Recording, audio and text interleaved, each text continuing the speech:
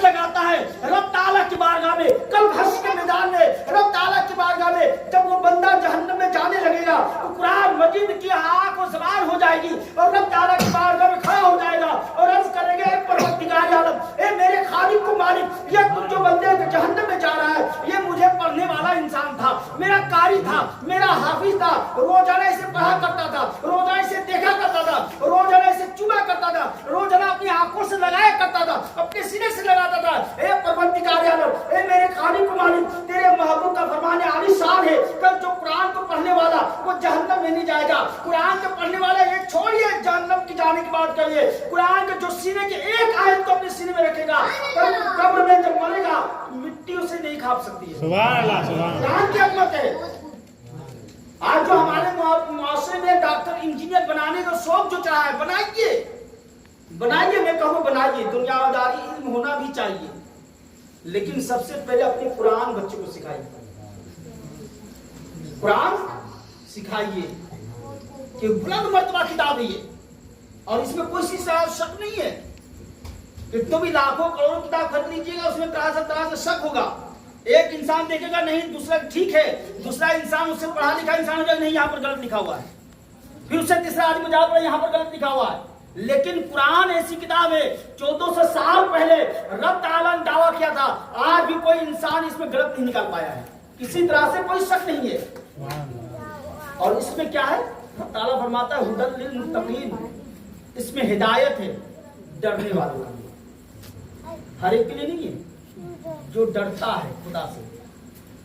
आज हम कुरान पढ़ते हैं, दिनों रात कुरान सुनते हैं, लेकिन हमारे अंदर डर नहीं है। वजह क्या है? वजह क्या है? काफी साल से पूछिएगा तो वो बता देंगे वजह क्या है। इस कुरान जैसे समझ लीजिए ट्रांसफार्मर देखे होंगे, देखे ना ट्रांसफार्मर में लाल रंग का लिखा रहता है खतरा, हर कोई जानता है, बच्चा और पढ़ा लिखा है वो जानता है इसको टच करेंगे तो हमारी जान जा सकती है, समझ गए? तो कोई उसके करीब भी नहीं जाता है, जाता है? जाता है? कोई जा सकता है? खेलने से भी जाएगा, लाखों रुपया देने से भी जाएगा, नहीं, करोड़ों रुपया देके जाएगा, नहीं जाएगा, कि वो जानता है कि इससे हम अगर टकराएंगे, इसके करीब जाएंगे, इसको छुएंगे तो हमारा जान का खतरा है, हमारा जान चला जाएगा। तुम्हारा लाखों रुपया तुम रखो लेकिन हम इसके करीब नहीं जाएंगे, करोड़ रुपया रखो लेकिन इसके करीब नहीं जाएंगे, किसने जान से बड़ी कीमत किसी चीज की नहीं है। जानते हैं इसलिए कोई नहीं जानता है। और डरने वाले के लिए हिदायत है। कुरान हम पढ़ते हैं लेकिन समझते नहीं, समझते नहीं। आज वजह भी है इस किताब को ना समझने की वजह ये भी है, इस किताब के पढ़ने और लिखने में हमारे अंदर दिल में उसकी वैल्यू नहीं है, इसलिए कि पढ़ाई जो है ना फ्री फोन का मिल जाता है। अंग्रेजी ट्यूशन करे तो 100 रुपये 500 रुपये लगेगा, इसमें ट्यूशन लगने 50-100 रुपये लगता है। मदरसा मकतब में फ्री पढ़ाई हो रही है, जाए या ना जाए कोई मतलब ही नहीं है।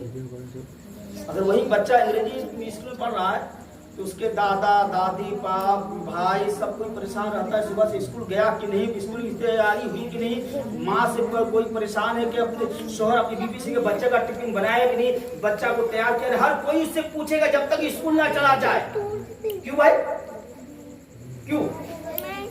इंग्लिश मीडियम कितनी वैल्यू?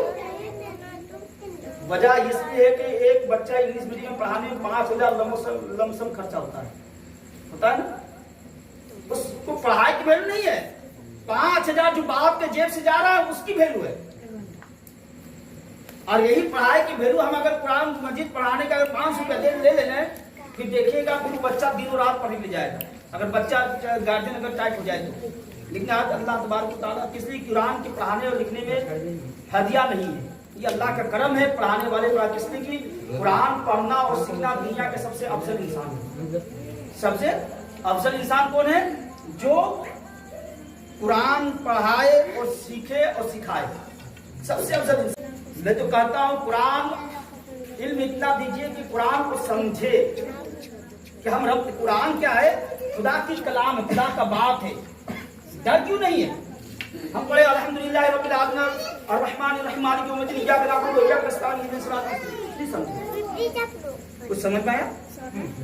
अब इसके मतलब समझिए। अल्हम्दुलिल्लाह रब्बिल आलमीन, या अल्लाह तमाम तारीफें तेरी हैं। और रहमान रहीम, जो रहमान रहीम है, मालिक यौमिद्दीन, तो सारे जहां का मालिक। इय्याका नअबुदु व इय्याका नस्तईन, मैं किसी से नहीं मांगता तेरे सिवा। तो इहदिना सिरातल मुस्तकीम सिरातल लज़ीना अनअमता अलैहिम, ए अल्लाह हमें सीधा रास्ता चला उन लोगों के रास्ते पे जिसका तेरा इनाम इकराम है। गैर मग़दूब अलैहिम वलद्दालिन, तो उसके रास्ते में ना चला जिसमें तुम्हारा अजाब आता है। अब बताइए समझ में आया कितना अच्छा लगा ना? अल्हम्दुलिल्लाह माने समझ गए, आपको अच्छा लगा। उसी तरह कुरान के हर आयत को धीरे धीरे समझिएगा तो पढ़ने वाला और पढ़ाने वाला और सुनने वाला भी समझेगा नहीं कुरान मुझसे क्या कह रहा है। कुरान जो है ना, पढ़ने से सवाब मिलता है, ठीक है, हर हर के बदले में सवाब है।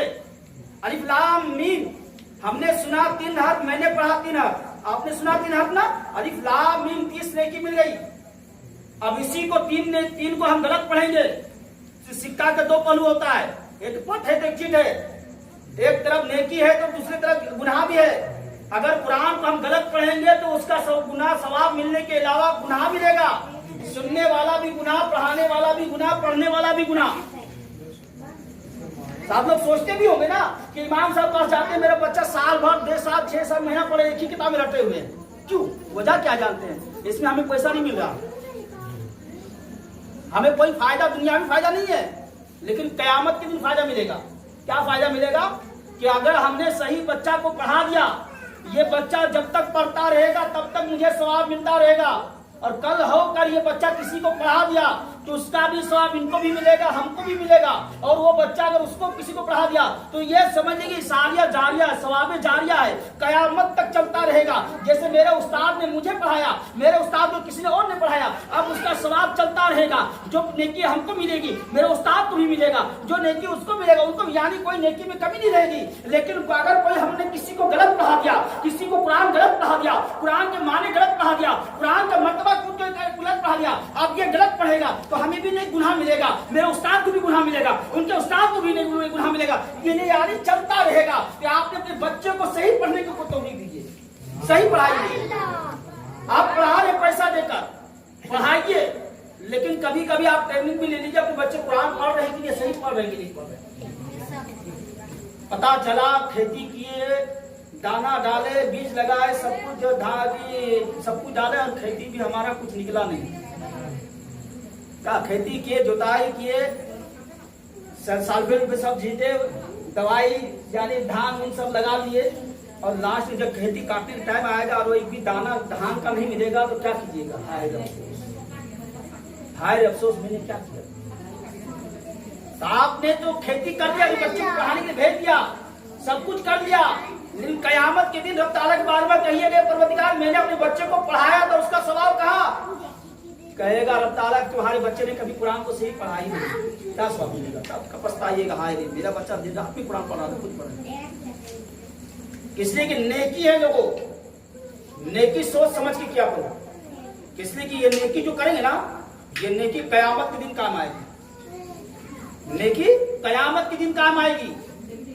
अगर दुनिया में हम खूब नमाज रोजा पढ़ते रहे, सदका खैरात किए, कहाँ किए कुछ पता नहीं कैसे, बेगर वजू की नमाज पढ़ लिए, किया अच्छी से उसने किए, नमाज पढ़े, सजदा कर रहे, सजदा कर, हम नमाज पढ़ लिए ना, खैरात लुटा रहे, गरीब है या अमीर है मालूम नहीं है, मांगने वाला रहा, देते जा रहे, लोग कहते हैं हमने देते, मेरा नियत साफ था, उसका नियत कैसा भी है?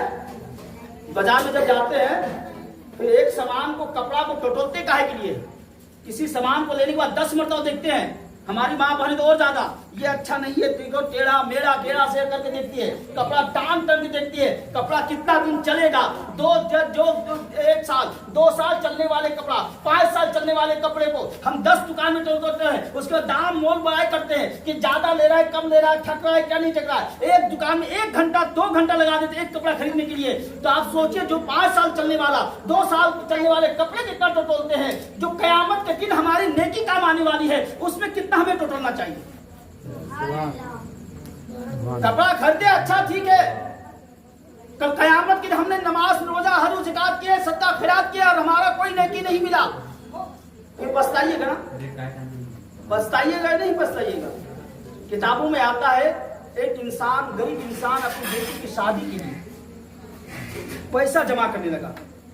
ठीक है, पैसा जमा करने, अलमारी यानी आगे के जमाने लकड़ी का अलमारी होता है, वो कमाता पैसा डालता जाता कि अपनी बेटी की जब शादी 20 साल हो जाएगा तो उसके पैसा निकाल देंगे। धीरे धीरे जमा करने लगा। धीरे धीरे जब 20 साल की लड़की होगी, शादी करीब होगी, शादी उसका लग गया, अपने घर वाले को जमा किया। खुशी क्या भाई, मैंने 20 साल तक पैसा जमा किया है, यानी अलमारी तो भर गया होगा ना, बक्सा तो भर गया होगा ना। तो अब वो सारे घर को जमा करता है, बक्से को खोलता है। खोलने के बाद अपने माथे पे हाथ रख देता है, इसलिए कि बक्से में दीमक लग गया। दीमक लगने के बाद सारे पैसे को दीमक ने खा लिया। अब उसका इतना अफसोस हुआ कि अपने हाथ, घर वाले भी परेशान, अब क्या होगा, बेटी की शादी लगी हुई है। कहने का मतलब ये लोगों, वो इंसान चाहेगा, कोई भी इंसान तो अपनी बेटी कर्ज लेकर किसी तरह शादी कर सकता है, लेकिन हम दुनिया में नेकी किए, नेकी करने के बाद हमें पता नहीं है, हम चुगलखोरी गिबत करते हैं, दूसरे से हसद करते हैं, ये नेकी को खा जाती है। हसद करना नेकी को खा जाती है, जिस तरह दीमक लकड़ी को खा जाती है, उसी तरह हसद नेकी को खा जाती है। दुनिया में हम तो बहुत नेकी किए, नमाज पढ़े, रोजा रखे, हज व ज़कात से सदका खैरात हर काम किए, लेकिन एक दूसरे से चुगलखोरी किए, हसद किए, कीना किए।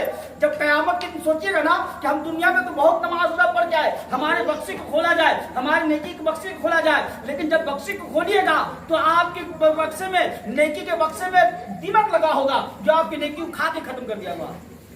यहाँ तो दुनिया में पैसा खत्म होगा, किसी से मदद दे सकते हैं, लेकिन हश्र के मैदान में कोई किसी का मदद करने वाला नहीं होगा। दुनिया की मुसीबत तो खत्म हो सकती है, लेकिन हश्र का मुसीबत खत्म नहीं हो सकती है। दुनिया में आपका माल दिया खा गया, दीमक खा गया, आप कहीं से कर्ज लेकर अपनी शादी, अपनी खुशहाली पार कर सकते हैं, लेकिन कयामत के दिन आपका नेकी बर्बाद हो गया, नेकी खत्म हो गई, तो कोई आपका बेटे से कहेगा, बेटा मैं तुम्हारा बाप, नेकी दे दीजिए, नेकी नहीं मिलने वाली। कहेगा बाप मैं तुझे पहचानती, माँ अपनी बेटी को नहीं पहचानेगी, शोहर अपनी बीवी को नहीं पहचानेगी, कोई किसी को नहीं पहचानेगा, तो आप क्या कीजिएगा उसको? तो ये मैं कहूंगा कि अपने बच्चों को पढ़ाइए। मैं नहीं कहता हूँ किसके पास पढ़ाना, किसलिए आप बेहतर जानते हैं, इसलिए कि आपने दुनियावी पढ़ाई के लिए अच्छे से स्कूल इंतखाब करते हैं ना। इस स्कूल में अच्छी पढ़ाई नहीं हो रही, उसी स्कूल में भेजिए, यहाँ नहीं अच्छी वहाँ जाइए, पैसा खर्च हो, लेकिन मेरा बच्चा अच्छा पढ़े। तो मैं इसीलिए कहूंगा कि जिस तरह आपने इंग्लिश और हिंदी पढ़ाने के लिए जितना तरजीह देते हैं, उतना उर्दू पढ़ाने में तरजीह दीजिए। मैं नहीं कहूंगा कि उसके पास मत भेजिए, आपकी मर्जी, आपके बच्चे हैं, आप पढ़ाइए ना पढ़ाइए। मैं कहूंगा कि अपने बच्चे को अच्छे जगह पढ़ाइए, जो कुछ समझे, इसलिए कि आज बच्चे कानून से जन्नती जेवर पढ़ लेते हैं। कोई पर्चा पढ़ने वाला आपके मोहल्ले में हो, जन्नती जेवर का मतलब बता दीजिए तो बता देंगे। पढ़ाने वाले से पूछ लीजिएगा, वो नहीं बता पाएगा। पढ़ाने वाले से पूछ लीजिए। आज हमारी माँ बहन भी पढ़ी जन्नती जेवर, उसके माने क्या है? आप सोचिए, जब शुरुआती में खटमल है तो आगे जाके कितना खटमला मिलेगा, है ना। शुरू भी नहीं समझ पा रहे हैं, कुरान के माने क्या है उसे नहीं समझ में आ रहा है, तो आप बच्चे को क्या पढ़ाइएगा? तो ये सब समझना, कुरान पढ़िए कम, इसलिए कि इसका पढ़ना सवाब है और गलत पढ़ना गुनाह भी है। एक ही आयत को रोजाना पढ़ा कीजिए, लेकिन सही पढ़ा कीजिए। रोजाना कुल हुवल्लाहु अहद अल्लाहु समद लम यलिद वलम यूलद वलम यकुल लहू कुफुवन, इतने पढ़िए जितना जानते हैं उतना, जितना जानते हैं मखरज के साथ उतने ही पढ़िए, ज्यादा मत पढ़िए। सोचिएगा ज्यादा पढ़ेंगे, एक पारा दो पारा, ज्यादा सवाब मिलेगा नहीं। जितना ज्यादा पढ़िएगा, नहीं जानते तो गुनाह मिलता जाएगा। इसलिए कि आप सोचिएगा मेरी बेटी पढ़ रही है, 5 खत्म 100 खत्म, मेरी बच्ची तो साल भर में करी, मेरे मालूम तो जन्नत पहुंचा देगी, लेकिन जन्नत क्या पहुंचाएगी? वो गुनाह। इसलिए कि या अल्लाह जो कुरान पढ़ा है इसका सवाब, आप कुरान जो पढ़ा है उसका गुनाह, गलत पढ़ा इसको गुनाह किसके पास जाएगा? आपको बेटी पहुंच जाएगा, आपके खानदान वाले पहुंच जाएगा ना। इसलिए कुरान पढ़ाइए, सही जगह पढ़ाइए, अपनी इल्म दीजिए सही, नहीं तो कल कयामत के दिन पछताइएगा। कयामत के दिन पछताइएगा कि हमारे बच्चे तो पढ़ाए, हमने कुछ सिखाया नहीं। कुरान समझा, सर कुरान को पढ़ाने के लिए भेजा था, लेकिन कुरान समझा ही नहीं। इसलिए कि मैं जाना तो कुरान से डरने वाले के लिए हिदायत है, जो डरेगा, और डरेगा कैसे? जब उसका माने मतलब मालूम होगा कि कुरान हमें क्या कह रहा है। कुरान में कहा वक़ीमुस सलाता वातुज़ ज़काता वरकऊ मअर राकिईन, नमाज कायम करो, ज़कात अदा करो, रुकू करने वालों के साथ रुकू करो, माना है। अब जो कुरान बच्ची पढ़ी, नमाज का कहाँ हुक्म है बता दो बच्चे, वो तो जान भी नहीं करेंगे, क्या बताएगी नमाज पढ़ना है कि नहीं पढ़ना है। जानेंगे तब ना कि रब ताला हमसे कह रहा है नमाज पढ़ो, तब ना पढ़ेगी। रब ताला ने कहा रोजा रखो, या अय्युहल्लज़ीना आमनू कुतिबा अलैकुमुस्सियामु कमा कुतिबा अलल लज़ीना मिन क़ब्लिकुम लअल्लकुम तत्तक़ून। ए ईमान वालों, तुम पर रोजे फर्ज किए जिस तरह तुमसे पहले के लोगों पर रोजे फर्ज किए गए ताकि तुम परहेजगार मुत्तकी हो जाओ। अब इसके मतलब समझ में आएगा, कुरान तो पढ़ रही है, या अय्युहल्लज़ीना आमनू कुतिबा अलैकुमुस्सियामु, मतलब माना समझेगा तब ना रोजा रखेगी, है ना। वलिल्लाहि अला हिज्जुल बैत मन इस्तता इलैहि सबीला, और जो अल्लाह तबारक व तआला के उस घर तक चल सके, इस्तिताअत रखने वाले, उस पर हज फर्ज है। अब समझ में आएगा तब ना हज करेगी। झूठ बोलना गुनाह है, कुरान में लिखा हुआ है। अब समझेगी तब ना समझेगी कि कुछ झूठ बोलना गुनाह है। कुरान एक तरफ पढ़ी झूठ बोल रही है, कुरान एक तरफ गिबत कर रही है, कुरान एक तरफ पढ़ी चुगलखोरी कर रही है। कहिएगा कुरान पढ़ने वाली जहन्नम में कैसे जाएगी, है ना। बहुत सारे कुरान पढ़ने वाले, कुरान हदीस सीखने वाले, हाफिज कारी आलिम मुफ्ती जहन्नम में जाएंगे। किस लिए? इसलिए उसने इल्म का हासिल किया और समझा नहीं। इसलिए कि किताब पढ़ना बड़ी बात नहीं है, किताबों में आता जिसने इल्म सीख कर हिदायत नहीं पाया, जिसके दिल में मोहब्बत ना पैदा हुई, वो गधे की बोझ की तरह है। गधे पर जिसका बोझ डाला जाता उस तरह है। और जिसने कुरान पढ़ने के बाद, हदीस सीखने के बाद दिल में इखलास हो गया, मोहब्बत पैदा हो गई, वो इंसान कामयाब हो गया। इसलिए कुरान पढ़ाइए, सिखाइए अच्छी जगह पर। अल्लाह तबारक व तआला हमें कहने से ज्यादा अमल करने की तौफीक अता फरमाए।